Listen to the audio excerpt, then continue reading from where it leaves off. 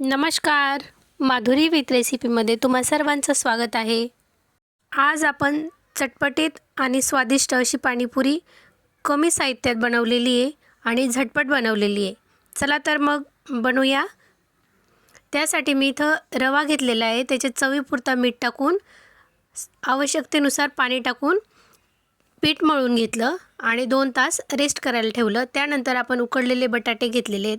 त्याच्यात बारीक चिरलेला कांदा, कोथिंबीर, चवीपुरता मीठ आणि बारीक मिरची पूड टाकलेली आहे आणि तेही बाजूला ठेवून दिलं. नंतर आपण चिंच भिजायला टाकलेली होती, तीही व्यवस्थित अशी गाळून घेतली. त्याच्यात आपण गूळ टाकलेला होता चवीपुरता. रवा हा मऊसूत भिजून झालेला आहे. त्याचे आपण छोटे छोटे असे गोळे तयार करून मध्यम आकाराचे असे पुऱ्या बनवून घेणार आहेत. पुऱ्या लाटल्या गेल्यानंतर मध्यम आचेवर सर्व पुऱ्या तळून घेणार आहेत. पुऱ्या तळताना वरून तेल शिंपडल्यावर पुरी ही अगदी टम्म अशी फुगून येते. या पद्धतीने आपण सर्व पुऱ्या तळून घ्यायच्या.